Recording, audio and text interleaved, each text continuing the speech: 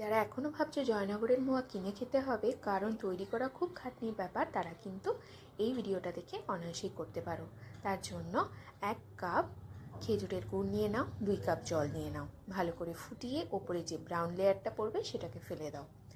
এবার দেখো এইরকম করে পাতলাভাবে জালটা দেবে, সাইডে রেখে দাও, একটুখানি ঠান্ডা হোক। সেই প্যানের মধ্যেই তোমরা 1 কাপ খেজুরের গুড়, 1 কাপ চিনি আর 1 কাপ জল দিয়ে সুতো হবে এই রকম কনসিস্টেন্সিটা গুড়টা জাল দিতে হবে।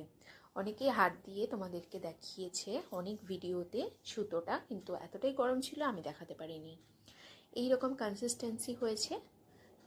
এতটাই ঠান্ডা বাইরে, মানে এবছর এতটাই ঠান্ডা পড়েছে যে গুড় জমাট বেঁধে গেছে 5 মিনিটের মধ্যে। এবার তোমরা ঘন গুড় আর পাতলা গুড়টা পুরোটাই এটার সঙ্গে অল্প অল্প করে মেখে নাও, দেখবে পুরোটাই তোমাদের লেগে যাবে। উপর থেকে তোমরা গ্রেটেড খোয়া ক্ষীর আর 4-5টা এলাচকে ভালো করে গুঁড়ো করে নিয়ে ঢেলে দাও আর দিয়ে দাও বেশ খানিকটা ঘি। ব্যাস, এবার মাখতে থাকো, মাখতে মাখতে দেখবে বেশ সুন্দর আঁট হয়ে যাচ্ছে। এবার তোমরা তোমাদের সাইজ মতো করে নাও আর উপর থেকে ছড়িয়ে দাও খোয়া ক্ষীরের লেয়ার।